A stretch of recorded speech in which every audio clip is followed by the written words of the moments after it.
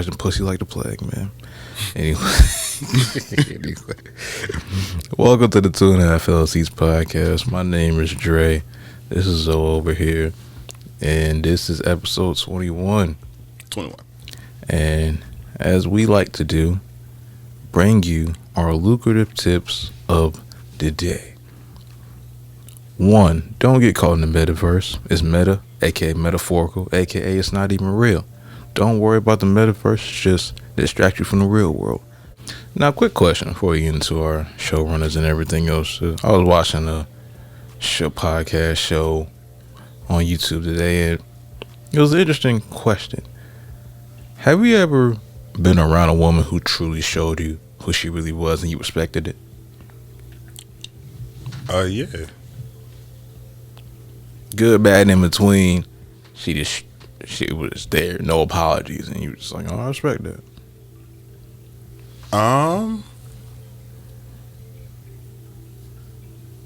That's a tough one, because when I think about that, I think about, because I'm the type of person that, like, if I see something and you show me something and you do something to me, like, I always think about, like, what in your past made you react that way. Just like a while back, a couple podcasts ago, I was talking about the nerdy kids, and you made the funny line about the, oh, my girlfriend. Yeah. I always try to go back, like, do I really need to be mad at this motherfucker, or like how should I play this? So I'm always on that type of vibe. So I'm never on like the disappointed, but I have had that happen to me. Yeah, like she just showed me the real her, and I was like, okay, that's cool. I respect it, and I see why some women are hard, and I see why some women are very clingy and soft and stuff like that. So yeah. I don't know. It's tough for me to answer because I don't know if I even got that close to a woman that way that I was able to actually get a inside of who she really was. I've always been on the dolo by myself, so I haven't really gotten to know too many people that I got to see the real inside, spend time long enough with them to know them that well, because I'm always moving in and out. I'm just being dolo, and I don't like getting close to people myself. So I can't say, but it was an interesting question. I was like, huh, because we all know most people won't quote unquote accept you for who you are, but at the end of the day, that shouldn't stop you. You know what I'm saying? Right. You do what you want, be who you want, and conjure how you are for however long you want to be, and that's cool. Whether right, wrong, or indifferent, that's who you want to be today, tomorrow, for your life. All power to you. And sometimes you just gotta be like, that's really them. I bet. Cool. Yeah. It's always two roads to go down. And if you really could go down that road if you wanted to. Like, you think you can do this to me? Like, you always can take that road. But I always feel like if you handle things with peace and you just was like deep breathing and you just let the shit go and start like that, making that a habit, bro, more things are gonna come to you. It's gonna be so much. You're gonna be able to think on a different level. You're just gonna be totally out of that sphere. Yeah. You'll be able to approach things the way you need to approach them. Because there's a lot of guys out there who are behind their women, or, you know what I mean? Like, the women will show out, and the dude would just kind of form himself to what he thinks the women's thinking. And then you taking away from yourself, bro. Like it's like, do I look fat in this dress? And you be like, no. And like, you look beautiful every time. I'm like, look, I understand you're with that girl, obviously attracted to her. But you feel me? If the number is high, the butt is big. You know what I mean? So it's like, we let girls ask us these cruel questions, and we have to form ourselves different. Like, oh, do you notice anything different? And then the guy is like, your hair. It's like, you think my hair is different? No, my hair is always the same. And the guy's like, no, I'm sorry. And he has to mold himself into the dude that notices every single thing that ever happened in the world. Like, so you gotta take yourself out of that realm. You gotta see what's right and what's wrong. I'm gonna do what's right for me and her, and I'm not. You know what I'm saying? Like, right? There's always gonna be right and wrong. I'm always gonna try to pick this path, and we're gonna act this. You know what I'm saying? Yeah, but that goes into another lucrative tip of the day I just thought of. Okay. The truth separates people, not bring them together. And the truth can get very ugly very fast. Circling back to what you just said, a lot of reasons people act the way they do because they don't like the truth. And when they get the truth, they don't know what to do in themselves sometimes. They don't know how to react because people are attached to things, ideologies, religions, beliefs. And when people tell them the truth about those things, they feel attacked because they're emotionally attached to these. They've been invested in these for a long time and their whole life depending on who you're talking to and what it's about. So if you tell somebody the truth, that's not going to make them, quote unquote, love you more. That'll make them respect you, but they may not love you more unless they're built a certain way. That may separate y'all and make y'all bond not what it was because you finally told the truth and you've been lying this whole time. Yeah. And then figure out that the whole relationship was built on lies. So now it's asking, where do y'all go from there? Yeah, no, that's a lot. And a lot of times, I feel like that's exactly what happens. To, like, I'm just speaking on the you're in the fake perception of each other. Like, y'all are bullshitting on a near professional level, my nigga. And then when you have to unwind at some point, or else you forget who you are. And when you forget who you are, there's no going back. Who are they believing who they are? The real them or the fake them they're putting on the internet or presenting to the world at their job or putting in front of people when they're in public? Who are they investing more in, the real them or the fake them? Are they invested so much in the fake them that they want to get away from the real them so they don't believe the real them exists anymore, even though it's still there? Yeah. Or do they want to present the fakes them so bad that the real them just comes out haphazardly and then messes up everything in the fake world that they're trying to build? It's both, and it's both on a high level in large amounts. Because some people are like this. Some people are like, oh, they're trying to better themselves, but they don't know. You know what I'm saying? What is quote unquote? So like, this is the real them. This is the fake them on Instagram. They thinking I have to be this fake person until this and this coincide. But then it's like, once you get here, what if that shit's not right? And you don't know what you were. You don't know what you are anymore. You're just an amalgamation of what you want to be, what you think you wanted to be, but didn't know how to get there and got there. And you lost yourself in the process, and that's never good. You need individuality. And then there's some people who's like, hey, look, I know I'm really fucking up out here, but they don't know it. You feel me? They don't know it. So that's I can sell that. And then, you know. I will say, though, sometimes you may have to lie or kind of shave the truth a little bit to get some places at times. I'm not saying always do it, but sometimes you might have to, gangster your way in certain places just to get where you need to be at times and moments, because simply working hard ain't enough. It's not. People say, oh, all you gotta do is work hard. No, that's BS.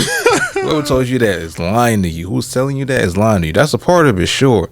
But at the end of the day, working smarter is always going to be more beneficial than working harder. It's all about efficiency. You can say Kobe Bryant, one of the greatest players of all time, but his efficiency, when you look at his numbers, is not looking too great. Mm-hmm. And comparing him, as far as comparing him to Jordan anyway. Mm-hmm. I understand you made the case on both sides. So Kobe was able to hit the most clutch shots, but then we look at the percentages. where it's not really matching up too well. It's just the aura that he had and the fight that he was going to put forth every game, win, lose, or draw, no matter what. It wasn't a shot he didn't like. Right. He had his spots. It wasn't a shot he didn't like. So that's what made him in people's eyes one of the greatest or the greatest player of all time, which you can't be mad at. But at the same time, working smarter and more efficiently is what's going to get the job done more and a higher percentage each and every time. You can have the same people working the same job but doing it in different ways. You got one guy fixing the speaker, but he's trying to fix every single part and read every single direction. But you got the other guy that's looking at it and going piece by piece and fixing parts at a time rather than trying to fix the whole thing. And he gets done 5 days earlier than the other guy. Right. That's like on the head. Or another example, working on a video game, you got these people over here trying to patch all the issues people complain about, but then you got these people over here just patch this one little thing, and the people over here fucking straight. Exactly. And then the guys over here patching over all the other stuff, and they end up messing the whole game up. Nobody wants to play it anymore. It's all about efficiency, and working smarter is better than working harder. If you're working hard, you're working too hard. Just saying. That's the fucking truth. That's the motherfucking truth, my nigga. Just saying, man. You're right. When you're working harder, you're too much into it. You're too nitpicky on the details. But if you can master getting the people around you think you know what the fuck you're talking about, and actually you have the goal in your mind, right? And you know the steps to get there, but you have to make these motherfuckers think you know what the fuck you're talking about. That's the key to existence. That's the key to getting a job. That's the key to getting a relationship. That's the key to fucking everything. It's all about having the right perception and selling the dream, quote unquote. But you still have to know what you're doing and what you're talking about as well. Yeah, you have to know the end goal, and you have to know pretty much it's gonna work. But who knows? Who the fuck knows how to get there step by step? Oh, of course, there's going to be some road bumps, and at the end of the day, but if you have the vision, you know what you're trying to do. Most likely, you're going to get there. It's going to take trials, tribulations. But at the end of the day, if you know what you're doing, you're committed. Mm-hmm. You're going to get there. You're making the right connections. You're in the right avenues. You're putting in the most thought, the most work. That's the key. It's not who works the hardest, who thinks the most. It's the guy that's running the company. He may not look like he's doing anything all day, but he's thinking. Right. That's why he gets paid more than you, because he's thinking. He's thinking all day. Right. We say life is stressful. We have to go to work. We have to be able to think about this. You go into work, and let's say you're low level. You go into work at I'll back up. I always do this. Low level assembly line worker. You get in there, you drill in headlamps all damn day. That's all you got to do. The nigga on the top has to think about the next headlights. He has to think about headlights, the car, where it's going in the next few years, how we can make it, how we gonna distribute it to all these motherfucking people. That's stress. He might be sitting down, but that's a whole lot of stress going through his head, and he has to be right, or else he's not getting no money. All you got to do is, you don't have to think about shit. All you got to do is nail a headlamp in, you know what I'm saying? Go ahead and get this pack of weed and chill out. He can't do that. He can't just chill out. We all just want to get a pack of weed or whatever we like to do and sit the fuck down. That's the beauty of it. But, you know what I'm saying? In order to get the paycheck, you have to do on a natural level of thinking. Yeah, for example, Phil Spencer and Xbox. Last generation, what people were saying, Xbox ain't had no games. What did Xbox do this time? Bought the games. Bought Call of Duty. It's like, all right, bet, got you. Yeah, we're going to get Call of Duty. What's up? What? Call of Duty might be an Xbox exclusive. Yeah, most likely they're probably gonna do that. They say they ain't gonna do that, but they probably about to do that. And look, when Call of Duty just came out of a rut, just came back up, they got him. Work done. Job motherfucking done. When Popeyes came out with that chicken sandwich, nigga was thinking all damn day, oh, should we do a fried shrimp sandwich? Should we do this and that? The nigga that chose the fried fish sandwiches of, I don't know if he's a billionaire now, but he's getting a lot of money off that shit. You had to think hard about it. You know, it could have went anywhere. Yeah. A lot of thought had to be put into place. Yeah, for sure. He knew that's what we needed. Yeah. We needed a cholesterol-filled chicken sandwich, and there's no one giving it to us. Chick-fil-A, they was doing it. They're not really doing it. You feel me? I need a chicken sandwich, nigga. What you get at Chick-fil-A is a chicken sandwich. When you go to Popeyes, man, you getting a goddamn chicken sandwich. And it's nothing like a chicken sandwich. Oh man. As they say, man, they gotta know how to pimp it, right? They had to know how to pimp it, nigga. Gotta know how to pimp it, man. At the end of the day, if you struggling in life, just learn how to pimp your situation. You'll be alright, man.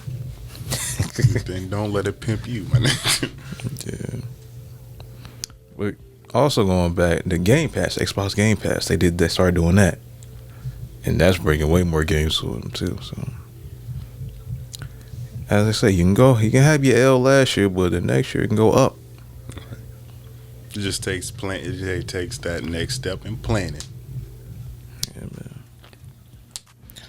So, going to our showrunner today, I want to attack a certain topic that we may or may not touch on long, depend on how we're feeling.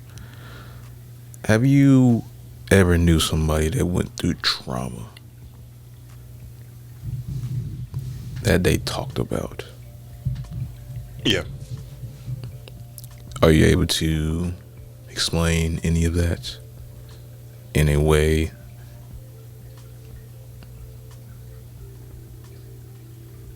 Wait, so I have another example. I'll use this example. The other person's pretty close, so I don't want to just drop that. Gotcha. But yeah, this girl was really young, and she got she got raped when she was really young. So I was like, and she talked to me about that trauma. It's like, now I understand why she is like that. Like, What were the signs? she was very guarded, but she was still like a little, like the way she made decisions, like she was very guarded on who she was gonna, be friends with or whatever. But when she was friends with you, she was all the way fucking in, like head first, deep, like. And it's like, you're everything now to her. So it's like, you're the protector, you're the this and that, she vents to you, she's pouring everything into you. And I was like, damn, it's gonna happen to her again. I mean, not a rape, but like something tragic is gonna happen to her again. She's spilling all her feelings out on a person, like the minute she meets them, even though she does select them very selectively. What happens when this guy, you know what I'm saying? What happens with, God forbid, if something happens to this relationship? That's your whole heart already. So it's like, yeah, it's sad, a little bit sad. Yeah, I'm not an expert on mental health or anything like that, but sounds like she's one of the type that, since that happened to her, she's looking for a father figure, or not that maybe that, but a man that will protect her from anything, because at that moment she wasn't protected at all. And I'm assuming this happened when she was a child or around then, so it happened very young, so she lost her innocence very early. So it's hard for her to pick, but when she picks, she's all the way in because she feels that's all that she has. and she's gonna keep being there until it dissolves, and then she's gonna go back to square one again, Right. and go to that cycle until she get the help that she needs to repair that trauma that happened. So, yeah, That's tough. And you're so young and being exposed to, and you might not even have. She might not even have liked it, and so young exposed to that. But the craziest thing in the universe is this: like, that happens to like the female, and then there's like the thunder, lightning and thunder, and all this reaction. If that happened to a male, it would just be like, oh. nobody cares, man. Nobody I'm cares. not taking away from any, like, what happened to her was fucked up. Like, to be honest, that was one of the first times like I almost teared up, and like I don't know how I look to y'all. I'm not really the type to cry. Like I'm not Dre. Like, don't get me wrong. I'm not like. How did that happen? Like, cause you haven't cried since fucking. All right, since 13, what, man? What you want me to do? Saw a lot of funerals when I was younger, man. What you want me to do? Cry every freaking day, bro? I'm just saying I'm not Batman. You know what I'm saying? And as a man, you can't cry past a certain point, man. It is what it is. Well, I disagree, bro. I disagree. You can cry. Men can cry 3 things, and it'd be accepted. No, look, men can cry over 3 things. This is Bernie Mac 101. This is how Bernie Mac was actually my dad. If you didn't know, that was my parenting. That was my parenting on the father's side. My mother was always around, busting ass, getting bread, cooking chicken, something. But look, men can cry over 3 things: Diane Carroll. Who? Diane Carroll movies. Who was that? You know who Diane Carroll? If I seen her, I probably will. Funny story about Diane Carroll. My mom is related to Diane Carroll. Oh, that's wild. Yeah, that's the craziest thing. I was like, where the money at? You know what I'm saying? We eat noodles and noodles, nigga. I'm trying to get that real money. So you can cry over Diane Carroll. If you don't know who she is, look her up. I think it was your son graduated college or something like that, and the birth of your first child. I was totally wrong on that, by the way. Bernie Mac did not say that. I just improvised. He did say Diane Carroll, though. It was a comedy, so that's why that was funny. He said Diane Carroll, and I made the other 2 up. But but those are understandable things to cry about. Or, you know. All right, yeah, I give you that. Like, look, if I saw a nigga crying at, like a dad crying at a fucking Chernobyl, or Chernobyl might be a big. That's probably bad, but let me see what's another. Columbine. If I saw a dad crying at Columbine, well, I'm not gonna shit on him. Well, that makes sense. Somebody died and got shot. Yeah, it was a mass shooting. Very understandable. Oh. I guess I didn't have to go that route. Yeah, but I get what you're saying though. It's just when you go through things at an early age, it's just at a certain point, you just like, all right, it happened. You cry, but it's just all right. What's next? After a certain point, usually so many of them. Went to 5 funerals when I was 13, bro. So at the point, it just got numb, I guess. That's great. There's no point, and I felt there's no point in letting it out. So I just after something, we just kept it in. What do you mean, no point in letting it out? You get sad, you may want to cry, but at a certain point, ain't no point just letting it out anymore. You just got to toughen up, as they say, right? And just keep on going, because hard things happen every single day. I feel like Emmanuel Ocho. Acho. Say no. Acho. I feel like Emmanuel. But I mean, hey, it is what it is. Some people care, some people may not. But I guess that's a little bit of my trauma. I guess the 5 funerals for a certain age thing. But obviously, people had it way worse than me, so I'm not trying to say like, oh, I had a hard life. Nah, it was just a little. I guess that's one of the reasons why I don't think of Christmas the same, because my uncle died on Christmas Eve one year. That was like one of the last before that 13 one. That was the last one. Oh damn! You knew him well? Yeah, I actually seen. He was one of the family members I actually seen and act with. I can actually remember interactions with at times. He was one of the people, it's always that man in the family that tell you don't go near the grill. That was. Oh, okay. that was a guy. Yeah. He always used to give us money. Me and my cousin money for Christmas. 50, always 50 bill. Oh, he was a rich uncle. Bill.